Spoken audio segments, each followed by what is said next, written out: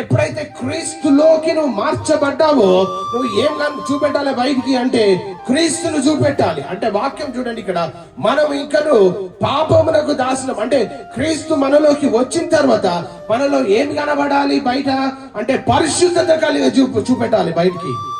క్రీస్తులో ఉన్నటువంటి దీనత్వం చూపెట్టాలి, క్రీస్తులో ఉన్నటువంటి సాత్వికం మనం చూపెట్టాలి, క్రీస్తులో ఉన్నటువంటి యథార్థత మనం చూపించాలి, క్రీస్తులో ఉన్నటువంటి ఆ నీతి బయటికి చూపించినప్పుడు మాత్రమే క్రీస్తు నీ జీవితంలో ఉదయిస్తాడు, వెలుగు కనబడుతుంది.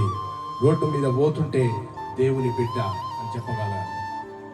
ఎప్పుడు చెప్తారు, ఎప్పుడు సాక్ష్యం ఇస్తారు అంటే ఇక్కడ చెప్పబడుతున్న మాట ఏంటంటే పాపానికి మనం చోటు ఇవ్వనప్పుడు, చెడుకు మనం చోటు ఇవ్వనప్పుడు మనం మాట్లాడే మాట చేంజ్ కావాలి, మనం జీవించే జీవన విధానం చేంజ్ కావాలి, మన యొక్క జీవన శైలి చేంజ్ కావాలి.